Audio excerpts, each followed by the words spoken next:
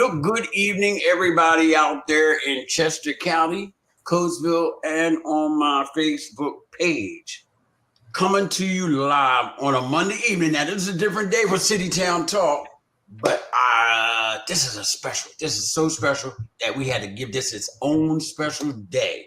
Now, ladies and gentlemen, now I'm looking, Crystal, I want to make sure that we haven't messed up. Okay, we got a viewer on there. Okay, I just want to make sure that everything is all right. For sake of transparency, ladies and gentlemen, I made a mistake and booked this on two different links, and I just told the doctor that I did that. So hopefully I deleted the wrong link, and this one, y'all can tune in and see. But all you got to do is come on my Facebook page, and we're going to be just fine. Reverend Dr. Crystal Gorey Jennings, how you doing this evening? I'm fine, Fonz. How are you? So far, so good. Tell me, what kind of day did you have today, doggone it? Monday is what I call my Sabbat. On Sundays, I try to take one day out of the week to just chill in terms of activities. I ran some errands, but I try not to do any work on my day off to kind of recompress after a week. And it was a good day. That is good. That is so fantastic. So this was a good day for you, us getting together this Monday then, huh? Yes, it was. I look like I'm sitting so short on my screen. Let me see. I'm trying to see if I can look taller, because you look how tall you look. Oh, wait a minute. I'm growing. Ah, there I am. Oh man, there you go. Hey, look, before we get into anything real deep, I do want to explain some things that's going on this week. Tomorrow on our regular City Town Talk, we're going to have none other than Christian Johnson and his lovely wife, Lanisha Johnson. Hey, top of the evening to you, Sister Barbara. It is good to see you. Hey, Sister Barbara, I got Dr. Crystal Jennings on here. You know, and she's sharp as a tack. We're getting ready to learn some stuff. But we got Crystal, we got Lanisha on there. Now, they are a dynamic couple. Both of them are entrepreneurs. They also work hand in hand in ministry. So it's going to be good to see them tomorrow. They're probably going to wind up selling us something. Anyway, that's all good. Now, for another sake of transparency, Dr. Jennings, can I just call you Crystal for the evening? Yes. Okay, Crystal's husband, Mr. Jennings, he's the lead guitar player for this Jazz Jet Vesper that we're having Friday, December 20th. Now, look. Unless y'all been sleeping under a rock, y'all got to know this guy. He is a combination of Slash, of all those Jimi Hendrix on the guitar, man. Y'all need to come on out. Now, look, this live, the pastor called it a Jazz Vesper. Made me have to go look it up on Google. But look, the jazz is going to be Jazz Friday. The doors open up at 6:30 p.m. and the show starts at 7. Now listen to what I'm saying. Yes, Rob, I see you on, and yes, I can see you sending this message. Are you sending that from my page, Pastor Marshall? Because me and the doctor have been laughing about you for the last 5 minutes. And she's continuing. But that's besides the point. What was that? We're talking about the Jazz Vesper, man. Look, Friday. Hey, Dr. Jennings, you're gonna be there Friday. I know you're gonna be there. You know I'm gonna be there front and center. Front and center and taping. She be smiling like a Cheshire cat too when he be playing. Well, I know how he got her. He just started getting on that guitar and started twang. Okay, darling. But look, seriously speaking, because y'all play too much. Friday, it is free. 6:30. It could be you got a free date night Friday evening. Right. It's going to start at 7. It's going to probably last about an hour and a half. We got free refreshments, snacks, and stuff like that. It's going to be served. No, not served. You're going to have to go get it. But it's going to be there. It's free as well. It's an opening. And look, you can leave your hymn books home, okay? I know you come to New Life, but it's not going to be that. It's not going to be that kind of concert. That's so right. Just for full transparency, you won't hear no holy, holy, holy. You're not going to hear that night. You're going to hear some jazz. And it's okay because God created jazz as well. Matter of fact, the Lord was like a jazz musician himself. He was improvisational because as he went, he just changed what he was going to do and did what he had to do at the moment where he was at. Now, don't get me started. You know I ain't no preacher, but I'm just saying. So I'm excited, and that's Friday. It's welcome to everyone. You don't have to belong to the church. You don't have to be a church person. And you just got to want to come out and listen to some jazz. And then don't sit in my seat either. I'm going to tell y'all where that's at. But now that I said that, Don't forget, MCDC's Designer Bag Bingo is February the 8th. February the 8th. And it's a scholarship fundraiser that we do because we all, every July, we give out $1,000 to not all our graduates, but the graduates who do their essays and are admitted to either college or trade schools. So far, we've given away $51,000. Wow. I'm broke, man. We can give everything away. I ain't got no money. But anyway, that's what we're going to do again next year in July. So this is how we raise our funds. The carnival, bowling, being talked about by NAACP, all that kind of stuff. So that's what we're going to be doing. That's what we're going to be doing. And last but not least, my wife wants to extend a heartfelt thank you. And since we have Pastor Marshall on, she really especially appreciated Pastor Marshall officiating her father's funeral, which was last Saturday at New Life. So she wanted to just issue a public thank you to all those who attended, cared, shared, and all that other kind of good stuff. So that's all I got. I think I did what I had to do, but now, bam, we got the doctor in the house. Now, y'all know how serious I get, right? About this much.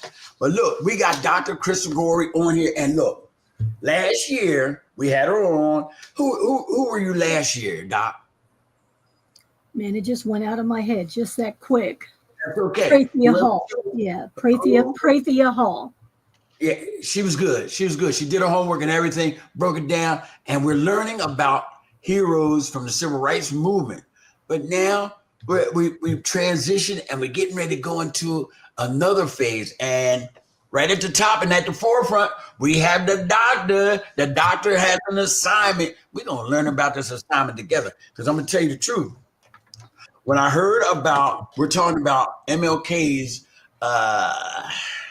talking about life's blueprint, I had to look it up because I didn't know. I'm going to tell you the truth, but I know she knows right now. So now, first of all, once again, we're going to bring her on because I finished running my mouth.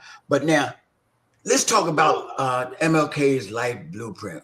But when you've investigated and found out what was Dr. King's concept in regards to life's blueprint? I've always liked, a lot of people know two of his speeches, the I Have a Dream and the Mountaintop speech, but he was an excellent orator, and he did a lot of them. And one of my favorites is What is Your Life Blueprint? And he gave this 6 months before he died at Bartram High School in 1967 to a group of young people that were graduating from middle school going to high school. And what it was kind of like a commencement speech for the middle school people to basically motivate and encourage them to excel and prepare for the next stage of their life. Well, for a sake of clarity, I was a hooky that day because I graduated from John Bartram in 1967 on Elmwood Avenue. I was so bad, I probably wasn't even in school that day. It was October 26, 1967. Oh, yeah. All right. I graduated in June. That's okay. I'm safe. Okay. Now, the blueprint. What was the very essence of the blueprint? Give me an overview. Talk to me. So when he talked about what is your life's blueprint, it was a metaphor. And there's a lot of things that I love about his speech, but what he did, he started out letting them know.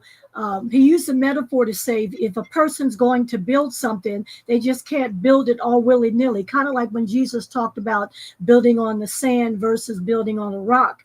And so he was saying you have to have a plan, and builders never start a building without a blueprint.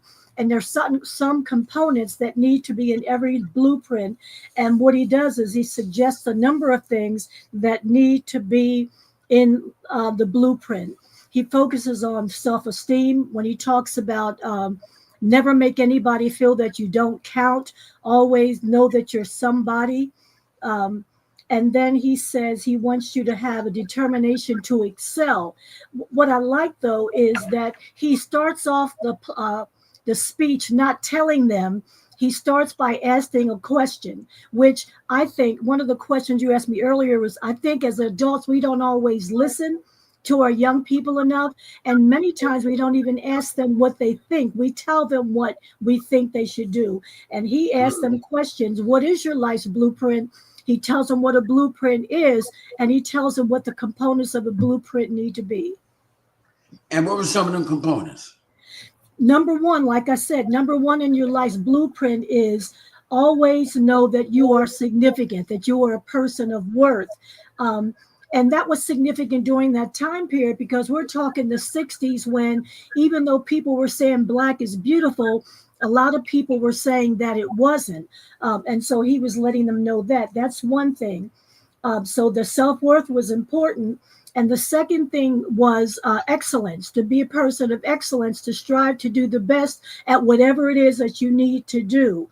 And then to be able to be open to opportunities that people that came before them opened for them, and to be able to walk into it. Wow. And so let me ask you a question. So do you suggest that people should write these things down so they can visit it often, or how do they go about that? I think so. I think memorizing or just reading, like I said before, reading life's blueprint. It's only, it's not long at all. Excuse me. And again, it's not only for young people, it's for adults. It says, know your worth. How many people, especially when they get, it's always funny to me that when people are in their 30s and 40s, or they get to those decades, when we're young, we have ideas and we have things like, by this age, we're going to be this, and by that age, we're going to be that. And we either make the mistake of comparing ourselves to other people, or coming down on ourselves because we haven't achieved those goals. And maybe those goals were not achieved because we didn't have a blueprint, or we quit on the blueprint. And I just think, I think sometimes they call them today vision boards. You have to kind of envision what it is that you want, but you also need to have an action plan. And I think, just like some people try to memorize scripture by putting stuff on index cards, so putting something in the mirror that says, know your worth. Don't let anybody talk down to you, etc. Identify your goals, create a plan, and then figure out how you're going to implement that plan. Man, I like that. Look, I got all kinds of crazy technical stuff happening, but we're putting it together. So I'm looking on my phone, and I just want to give a shout out to Erica Dat Soprano Lynn. Boy, that's a lot of names right there. Sister Barbara, she's flying in there with us. God bless her. She's one of my avid followers. I love her to death. Sister Carrie Arvilla Hunt, she got a bunch of names too. Top of the evening to you. Now, here goes somebody that may be familiar to you, Doc. Do you know a Barbara Taliaferro? Of course, we used to work together. Yes, Miss T. Hey, she's enjoying her retirement. She gives us up-to-date information in regards to health, wellness, and things that's important to herself, which flows into the community. Barbara, I appreciate you so much.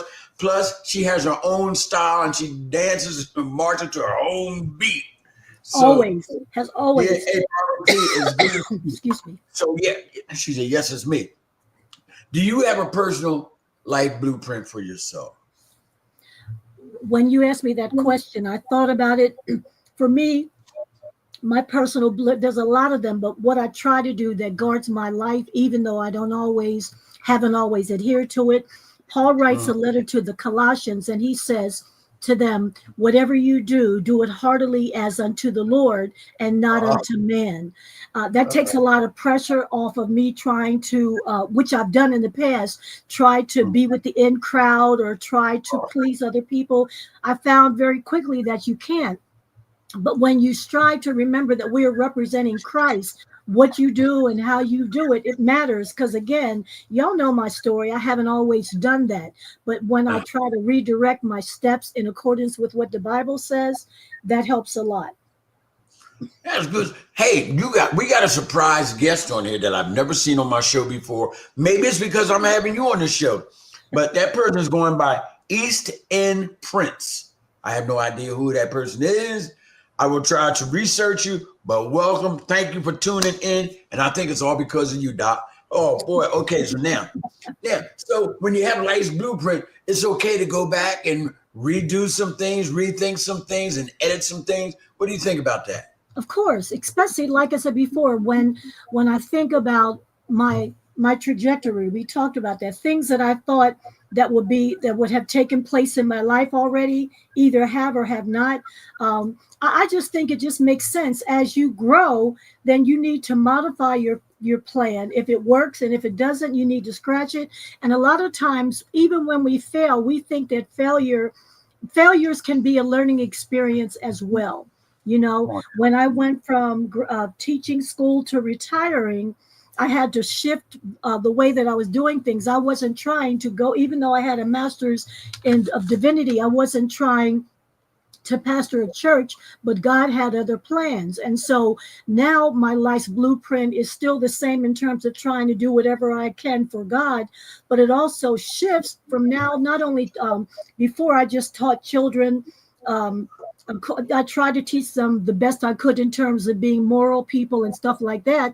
But now Paul tells us all very quickly how significant it is to be a preacher and also to be a teacher, and that we're accountable for what we learn. And so I have to make modifications. When I first went to the church where I am now, it's a biracial church.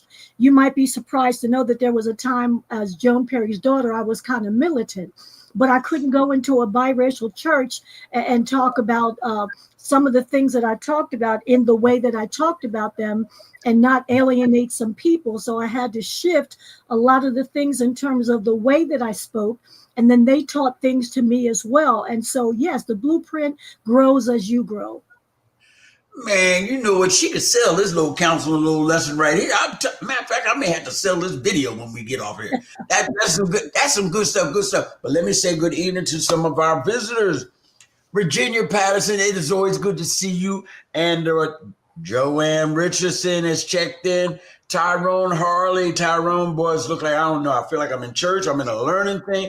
We're in the midst of MLK's life blueprint. My baby Case is checking in upstairs. Baby Case, I don't want no trouble. But look, this is like real good stuff. See, you know, first of all, you know why I like to have the doc on, right? Because I ain't got to be pretentious and be cool and cute and know stuff. I can just be me. That's why I like my show, because it's my show. I can just do what I want and be how I be.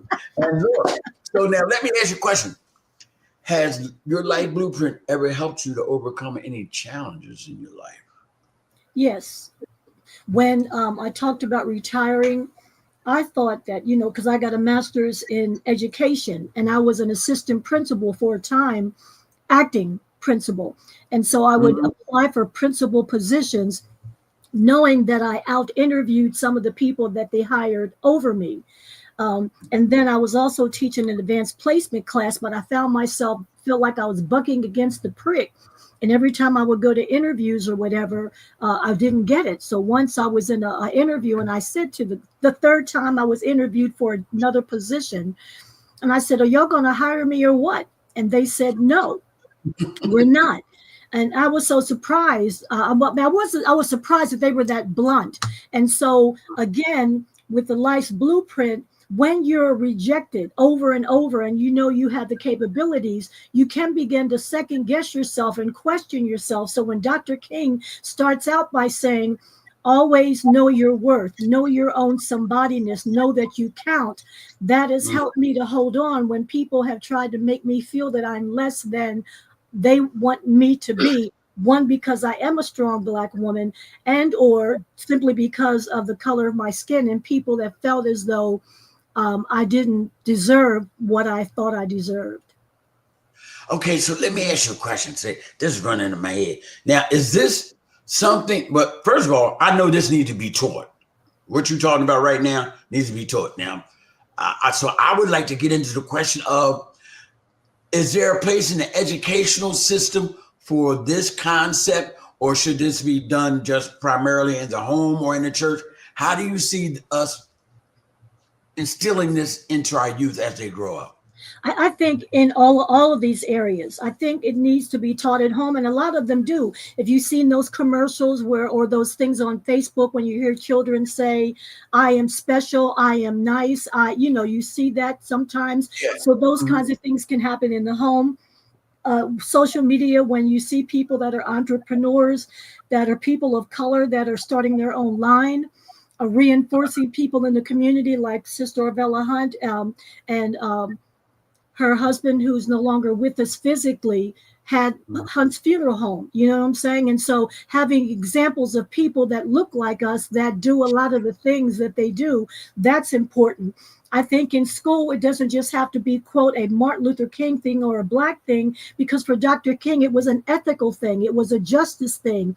It was this is how we're supposed to do it. And if we treated people like that with dignity, and interjected it in schools and in church, because it's part of what the Bible talks to us about, then our world would be a better place. We might even have a different president-elect if people really knew their worth. I like it. I like it. Okay, so now my next question: how can young people today apply the principles of Dr. King's life blueprint in their lives? Have dreams, have goals, have a plan, have mentors.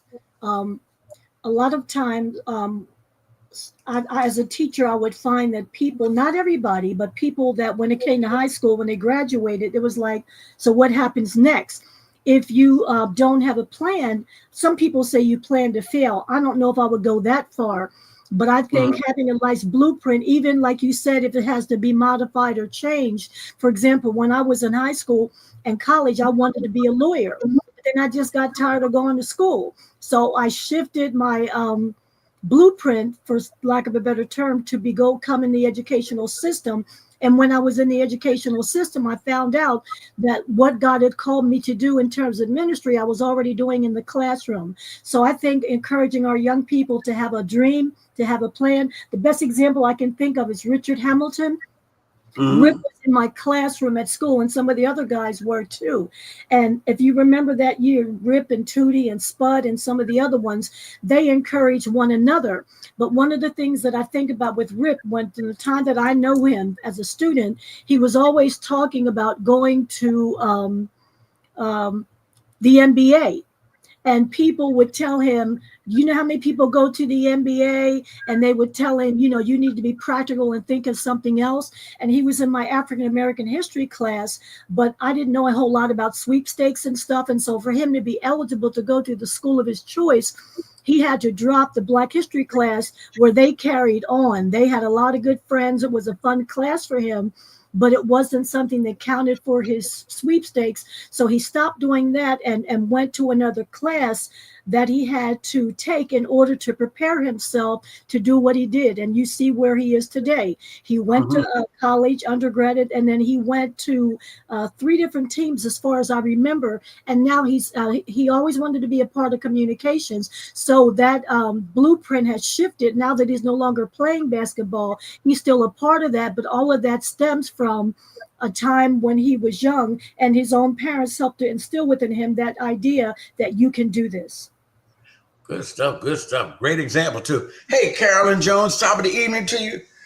And we're talking about Elijah Ben Jr. down south. Hey, Reverend Ben, it's good to see you. For those of you who are sleeping on a rock, ladies and gentlemen, I have Reverend Dr. Trista Gory Jennings. That's about 5 different words. She's on here live. And would you get ready to say something? Yeah, let me help you. That Gory, it's gone. It's Crystal Jennings. Praise the Lord. Hallelujah. I want to thank you.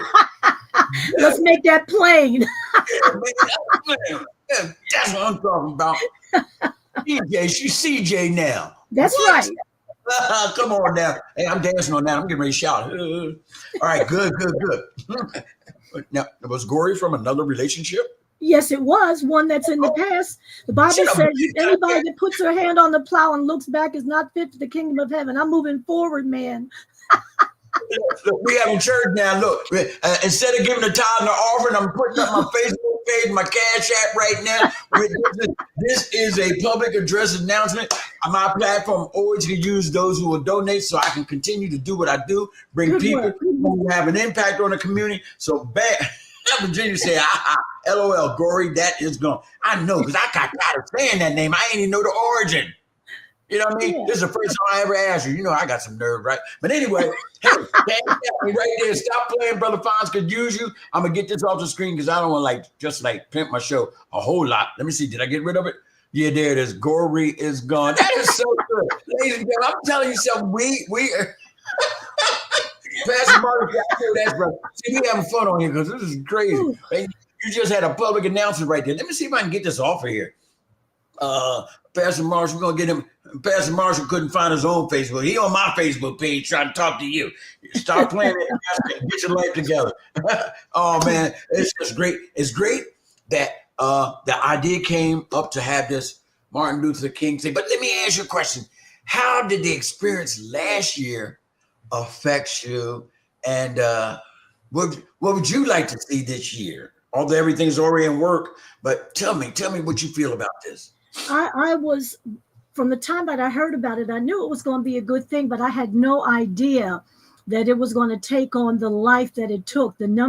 Just watching people walk down the street to reenact going across the Edmund Pettus Bridge was powerful and dynamic.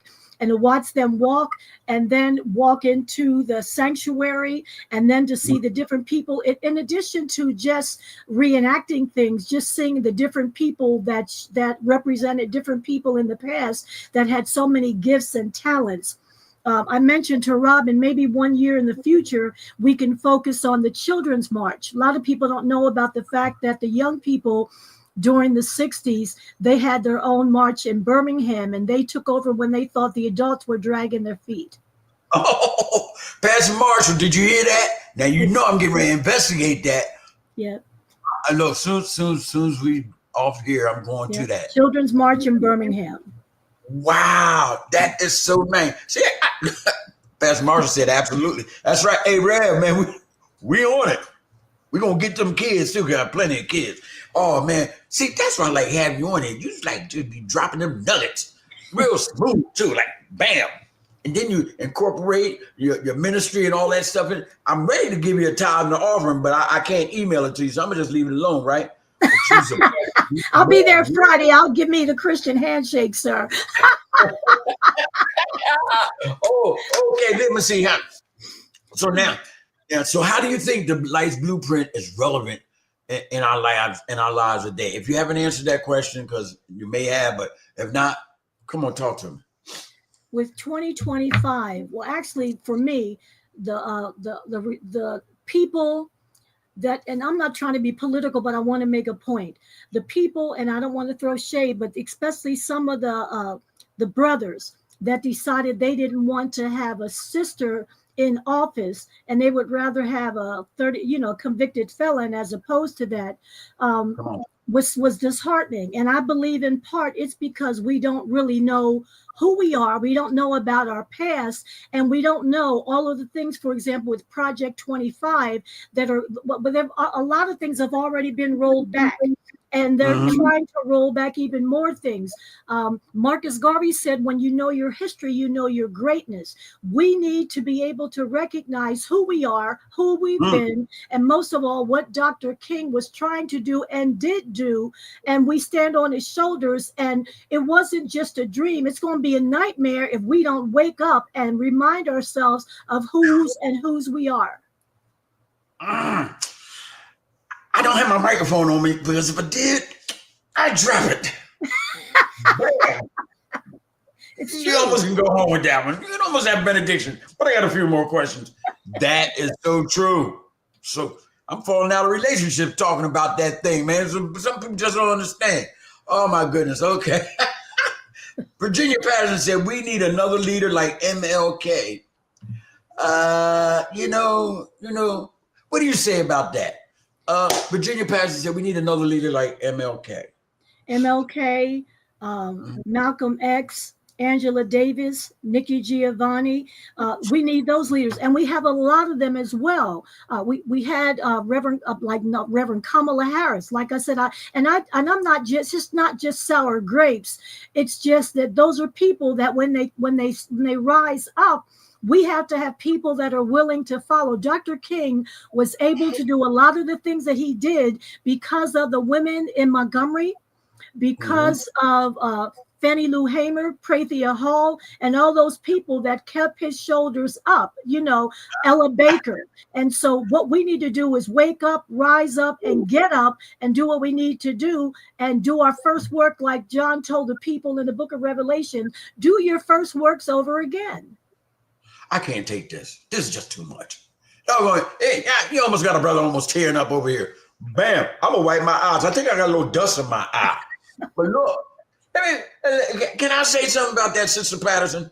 About we need an MLK. Sometimes we have them, but we kill them. Mm. We kill them. We don't let them practice and execute through their flaws and their weaknesses, even though they have the courage to stand Yes. and take all the slings and arrows. We kill our own messengers. How about that one? Because you don't know who you're killing. You know what I mean? Because there are people that are trying to stand and be a Yes. voice such time that you will link up with them so your voices can resonate. Been there, did that. I've been trying. I almost been slain a couple times messing around this at Board of Education up here in Coatesville. Yeah. Killed me to the point that I wasn't allowed to walk on their grass. And 10 schools I'd get locked up if I stepped on the grass. And they did lock me up. But anyway, that's besides the point. But it's what you got to do what you're supposed to do. That's how I felt about my life. Brother Franz, can I share something? I forgot who said it. It was a Jewish rabbi that said, we seem to like our prophets dead. Oh, yeah. It's true. Yeah. Help me with that, though. Is it because one doesn't think of it first? One is envious? What is it that a person sees that wants to knock somebody who's striving to do better and to be an impact for somebody else? What is it? Where does that? I don't think that it's any one thing. I just think that the Dr. King, people, when we look at him in hindsight, we're like, wow, but people don't really understand. When he was in the North, he had more trouble in the North than he did in the South. People were hating on him. The NAACP, when Thurgood Marshall was trying to get school integrated, they told him he's moving too fast. So I just think it's a whole lot of things. I think it's the assimilation of us into a culture that we feel like we want to be a part of that culture. W.B. Du Bois talked about having the talented 10th, and we were as successful as we were during that time period because he said, look, everybody can't go to school, but those that can go to school, go to school, get your education, and when you come back, pull somebody else along. And I think we've forgotten how to pull people along. We want to hold on to what we have and say, I got mine, you got yours to get.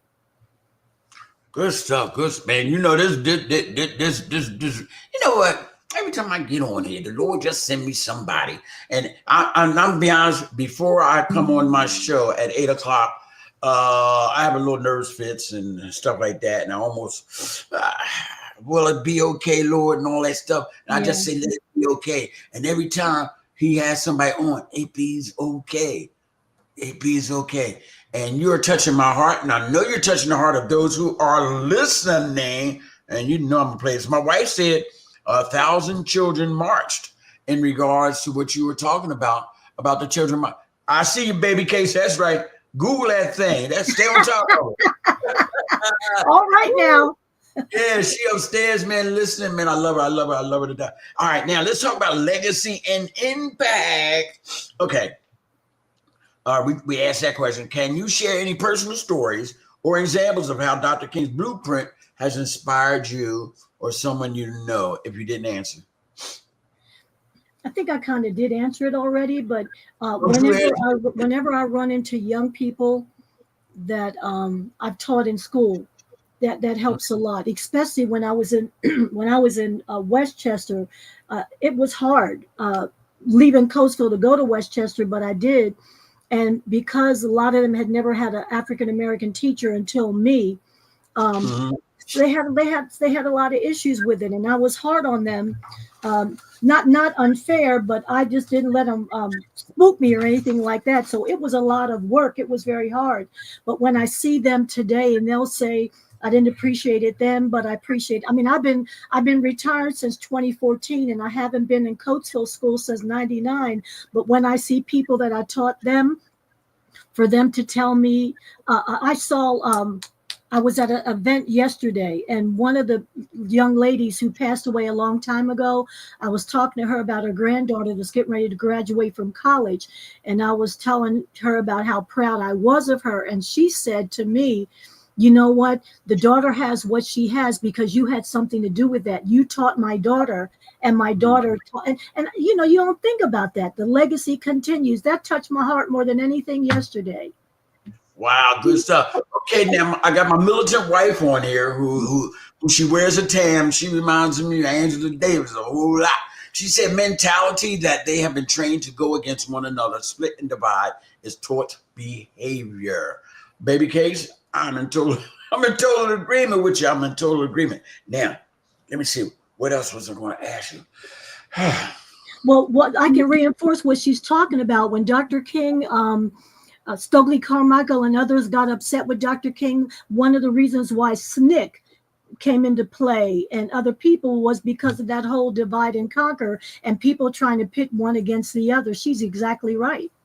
Yeah, oh yeah. So now let me ask you, we're talking about a call to action now. What steps can individuals take to ensure their blueprint includes serving the community and promoting justice? Showing up at meetings. And even though we've been really I was very disappointed in the elections, we still have to keep showing up. We can't just kind of throw up our hands and say, well, for the next 4 years or whatever. We have to keep showing up. We have to keep speaking up. And if we have to act up for the sake of justice, I'm not saying burn, baby, burn or anything like that, but they have to hear our voice. And I believe that we have to give our young people front row seats and teach them how to do things as opposed to telling them what they need. We will a lot of times throw them in the background. And if you look on Facebook and social media, this is a different generation. They are not afraid to start their own businesses. If this job doesn't work, they go to another job. We need to include them in the conversation and in the action plan. And if I can add an aside, because this show isn't about me, but we're talking about, I see a lot of people saying show up.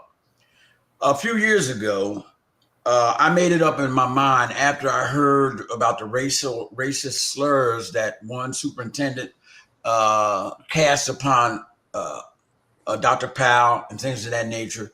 I made a commitment to show up to school board meetings. I had my own store, but I decided to shut my store down and to show up at school board meetings and voice my opinion in regards to the injustice to the custodians, to the students, and to the teachers. And for every 2 weeks, I would go in there for about an hour and a half to get 3 minutes to speak what I felt. And at first I was an angry Black man for about a year, but I didn't stop. I kept going. And the longer I did it, the more the Lord started sending me information about the injustices. People started believing in me that I didn't even know. People from almost out of state sent me information in regards to the people that were fighting, videos, all this stuff. And it took about 2 or 3 years until we could change the whole school board and our superintendent. And it's only because it started with 3 minutes every 2 weeks, twice a month for about 3 years until such time, and it's sorry to say, until white folks started believing in what I was saying, that I wasn't an angry Black man, because the Lord gave me facts. They told me facts. Shut up, get out my face if you ain't got no facts, Mr. Nusran. And the Lord sent me people that gave me all the facts. All I had to do is keep going to that microphone every 2 weeks for 3 minutes. And the Lord brought about a change. So that's my story, and I'm sticking to it. True. I don't have to read it in a book. I know how this thing works. But anyway, that's all right. Hey, look, Tyrone Ricks, Tent of Life, just tuned in, Dr. Crystal. And Tent of Life started his community center in the back of a truck. In the back of a U-Haul truck. Imagine that. See, and it's hard. I see your eyes going up in your head. But he kept showing up with a truck. That's right. And said it's a community center, and he served his community. That's what the Lord does. Don't get me started, because look, don't get me started, because I know where I came from and I know where they came from. Anyway, let me see what else, because we're getting ready to end this pretty soon, but it's going to be hard letting you go. I'm going to tell you the truth, because I love what you're talking about. Okay, so now we did that.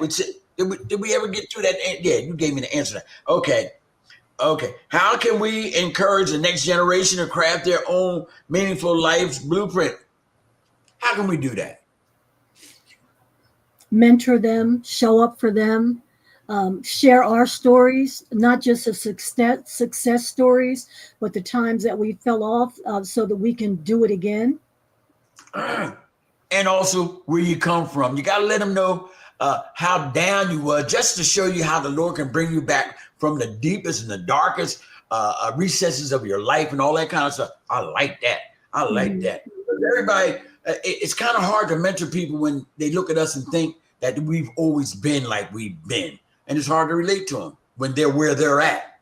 So we got to let them know that we've been there. We did that. All that kind of good stuff. That's right.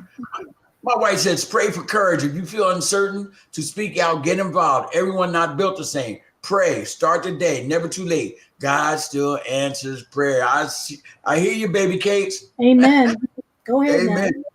Hey, we having church in now. I'm telling you. All right, we getting down to the final. We did that. No. This is how we're going to do this. We're going to do this like I always do mine. Enough of these canned questions. Bam. This is the moment where we get ready to close, and I want you to speak to the viewers anything that's on your heart. You have no time limit. Go for it. That's right. Get that camera right. Yeah, get it right. Come on. I want to talk about the holiday season.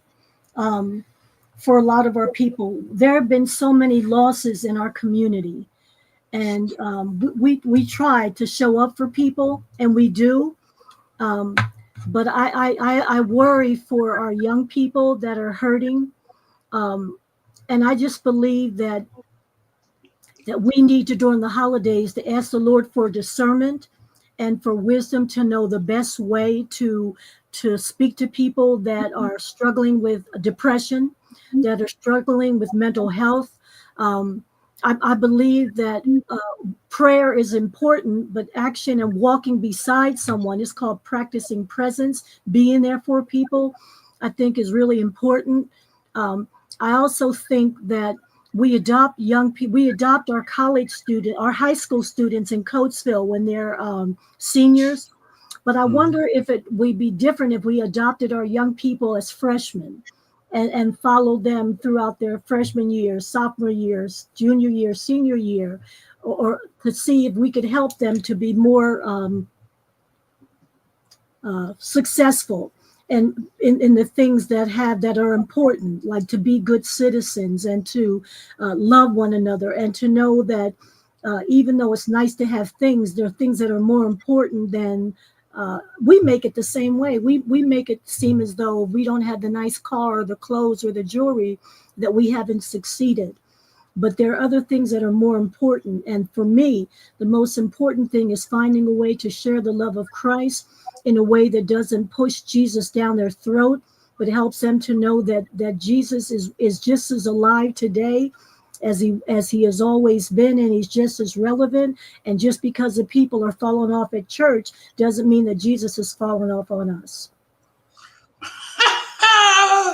Oh man, I've been out of microphones by now, so I ain't even gonna talk about dropping mics and that stuff. I don't even have no one. Now I'm talking into my computer. Hello, is this mic on? Ladies and gentlemen, hey, Sister Roberta, if you haven't caught this is real good. This is real good. Catch it on the repost. You know it's going to be back up in a couple of minutes. Pastor Marshall said this is very important. Pastor Marshall, I hope you are pleased with this interview, because this thing was nice, man. I could just listen to this young lady almost all day. But anyway, I'm telling you, I want to say Dr. CJ. And she's CJ, ladies and gentlemen. I'm going to get that out of my phone, too. I got all that stuff in there. I want to thank you. It's been an honor once again. And I thank you for spending some of your time sharing your wisdom, your knowledge, your heart, your stories. All that stuff is good. And ladies and gentlemen, on January 17th to the 20th, it's going to be a weekend celebration in regards to Martin Luther King, and it will be culminated with the march on January 20th. Bam! From down there at Gateway Park, First Avenue and 82, or First Avenue and Lincoln Highway. Y'all know where it's at. We need y'all to be down there like 8:30 in the morning. And once again, we're going to reenact that march We're going to reenact that. That thing was probably, you already heard CJ. So, CJ. Dr. CJ, you already heard what she said, and she wasn't lying. That thing was nice. We're going to put the pictures up. It's just amazing. Can I say one other thing? During that march, we had white folks, black folks, Muslims. We had Carolyn in a wheelchair. We had all kinds of people out there, and it wasn't cold.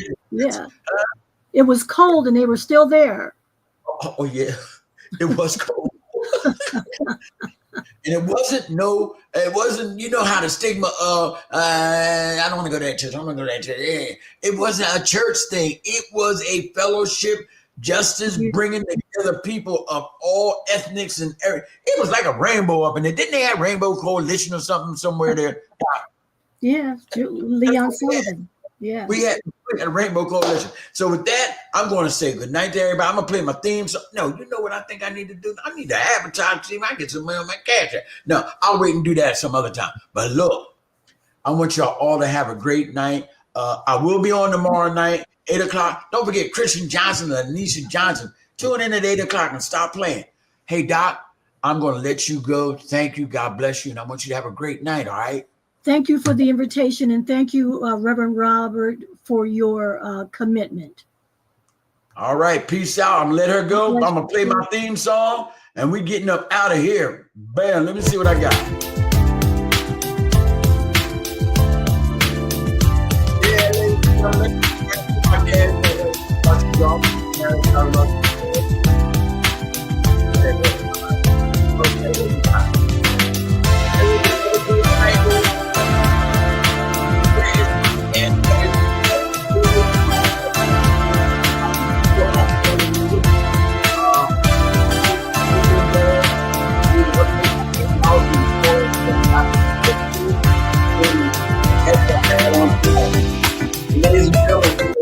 they love you today, man. Brother Fonz loves you, and I want you to have a great night. Peace out. Bam.